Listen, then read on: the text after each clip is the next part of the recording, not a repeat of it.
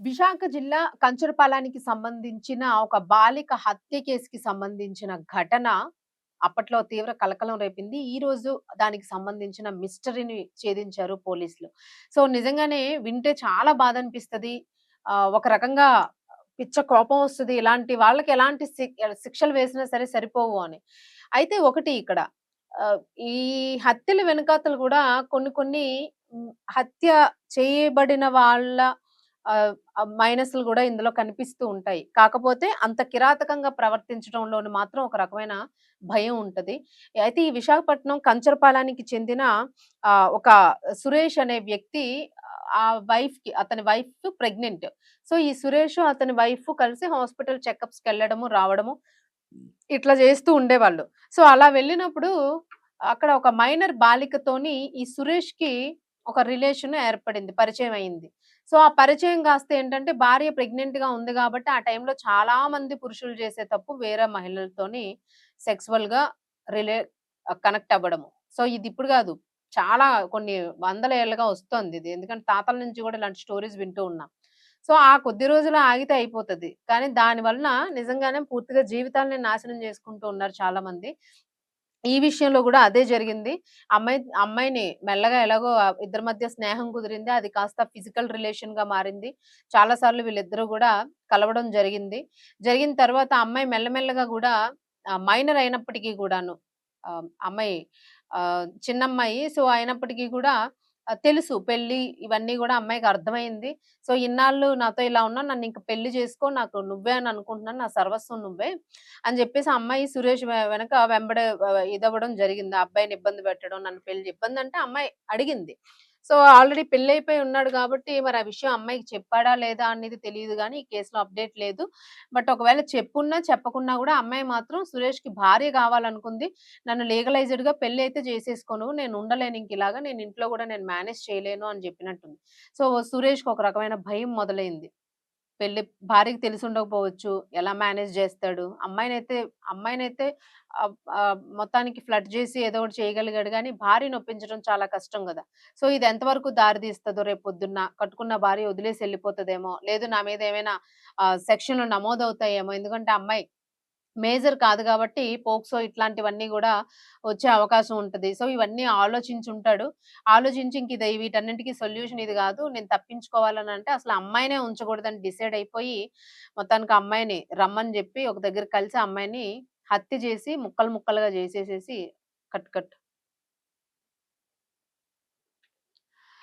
మొత్తానికి ఆ అమ్మాయిని హత్య జేసి ఎవరికీ అనుమానం రాకుండా ఒక ట్రాలీ బ్యాగ్‌లోనే ఆ బాడీని పెట్టేసి, ప్యాక్ చేసేసి ట్రాలీ బ్యాగ్‌లాగా దాన్ని ఒడిస్సాకి తీసుకొనెళ్ళి అసలు ట్రాన్స్‌పోర్ట్ ఎలా తీసుకెళ్ళాడో, ఏ కార్‌లో బోయాడో ఒడిస్సాకి తీసుకెళ్ళి అక్కడ ఒక నిర్మానుష్య ప్రదేశంలోనో, అడవుల్లోనో పడేసాడు దాన్ని.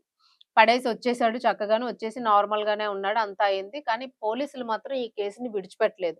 పాపం మిస్సింగ్ కేసు. అసలేమైంది అమ్మాయి? ఎక్కడికెళ్ళింది? ఇప్పటివరకు ఆచూకీ తెలియకపోవడం ఏంటి అని దీన్ని పూర్తిగా శోధించడం మొదలుపెట్టిన తర్వాత సీసీ కెమెరా ఫుటేజ్‌లు ఈచ్ అండ్ ఎవ్రీథింగ్ గూడా వీళ్ళు మొత్తం గూడా పరిశీలించారు. పరిశీలించిన తరువాత దొరికిన ఆధారాల ప్రకారం చూసుకుంటే సురేష్‌కి సంబంధించిన డేటా బయటపడింది. కాల్ డేటా చెక్ జేశారు. సీసీ ఫుటేజ్‌లు ఎక్కడి నుంచి ఎక్కడికెళ్ళాడు. ఇవన్నీ చెక్ చేసేటప్పటికి మొత్తానికి ఒడిస్సా ఒక ట్రాలీని తీసుకొని ఒడిస్సా వెళ్తున్నట్టుగా కొన్ని ఫుటేజ్‌ల ఆధారంగాను అక్కడికి కాంటాక్ట్ అవ్వడము, అలాగే ఒడిస్సా పోలీసులు గూడా ఒక నిర్మానుష్య ప్రదేశంలో ఒక డెడ్ బాడీ దొరికిందని ఫైల్ కావడము. సో, దాన్ని మొత్తం ట్రేస్ ఔట్ చేసి ఆ బాడీ ఆ అమ్మాయిదే అని జెప్పేసి ఇక్కడ రాయగడకి నిర్మానుష్య ప్రదేశానికి తరలించాడన్న విషయం తేలడంతో మొత్తానికి సురేష్‌ని అరెస్ట్ చేసి 4 గట్టిగా పీకేటప్పటికి పోలీసుల పద్ధతి తెలుసు కదా! ఆ పద్ధతిలో విచారించేటప్పటికి మొత్తానికి ఒప్పుకున్నాడు. ఒప్పుకొని ఈ కథంతా మొత్తం చెప్పాడు. సో, ఇలా అడ్డు తొలగించుకోవాలని అనుకున్నాను. తప్పలేదు నాకు అని జెప్పేసి. అప్పుడు వెక్కి వెక్కి ఏడ్చినా ఉపయోగం లేదు. తలకాయ గోడకేసి కొట్టుకున్నా గూడా ఉపయోగం లేదు. జరిగేది జరుగుతది. ఖచ్చితంగా ఒక మర్డర్ జేయాలి, ఒక హత్య జేయాలి, ఒక మోసం జేయాలి, నేను కళ్ళు గప్పేసాను పర్వాలేదని ఎంత అపర మేధావి అయినా సరే, భస్మాసురుడు తన నెత్తి మీద చెయ్యి మనం ఎట్లా యేసుకుని ఆయన ఎట్లా కాలిపోతాడో, అలాగా ఎవరి చావుకి, ఎవరి జీవితం పాడు జేసుకోవడానికి వాళ్ళ గొయ్య వాళ్ళే తవ్వేసుకుంటారు ముందుగానే. కానీ అతి తెలివిగా ఉన్నాము అని అనుకుంటూ ఉంటారు.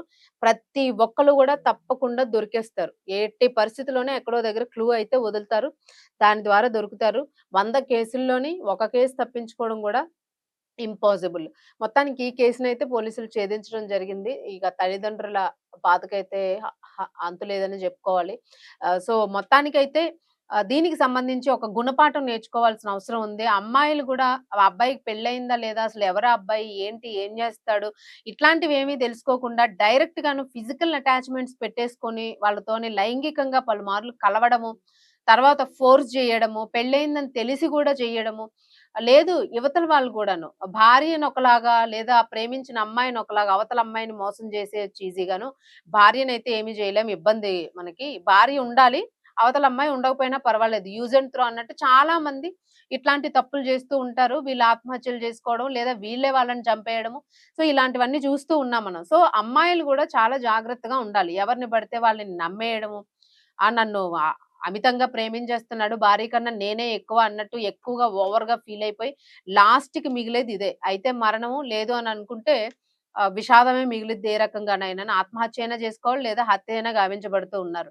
సో, అందుకని అమ్మాయిలు గూడా చాలా జాగ్రత్తగా ఉండండి. ముఖ్యంగా పెళ్ళైన వాళ్ళ జోలికి ఎందుకు పోతారు మీరసలు? పెళ్ళైన వాళ్ళతోని మీకసలు రిలేషన్ ఏంటి? ఒక భార్య ఉండగా మిమ్మల్ని ఎలా ఏ రకంగా లీగల్‌గా గాని, ప్రాక్టికల్‌గా ఆలోచించండి. ప్రాక్టికల్‌గా లేకపోవడం వల్లనే ఈ క్రైమ్స్ అనేవి విపరీతంగా పెరుగుతూ ఉన్నాయి. దీనికి మీరే తావిస్తున్నారనేది గూడా ఇక్కడ చాలా క్లియర్‌గా ఉంటుంది. ఇది పోలీసులు గూడా వాళ్ళకి గూడా తలకాయ నొప్పి తల్లిదండ్రులకు గూడాను. వాళ్ళ పరువు తీసేయడం తప్ప ఇంకేముండదు. మీ ప్రాణము పోతది. అక్కడ వాళ్ళ పరువు గూడా పోతది. సో, జాగ్రత్తగా ఉండండి. ఎవరిని పడితే వాళ్ళని నమ్మొద్దు. అండ్ అబ్బాయిలు గూడాను. భార్య ఉంటది. అయినా మీకు ఇంకొకటి గావాలి. పోనీ అలా అని దాన్నేమైనా నిలబెట్టుకుంటారా అంటే అది ఎప్పుడు యూజ్ అండ్ త్రోనే మీకు. ఎప్పుడైనా సెకండ్ ఇల్లీగల్ ఒక రిలేషన్‌షిప్ సెకండ్ పెట్టుకున్నారు అనంటే, దాన్ని మీ అవసరం వరకు మీరు వాడేసుకుంటారు. తర్వాత దాన్ని పక్కకు దోసేస్తారు. అది గూడా కరెక్ట్ కాదు గదా! జనరల్‌గా అమ్మాయిలైనా నమ్మేస్తారు. సరే దానికి ఇంకా మనం ఏమి దాన్ని ఎక్స్‌ప్లెయిన్ చేయలేము. తప్పనో, ఇంకోటనో, ఇంకోటి 2 పక్కలా గూడా తప్పే ఉంటుంది. సో, ఇవి ఏవి చేయకుండా ఉంటే జీవితాలు సజావుగా సాగుతాయి.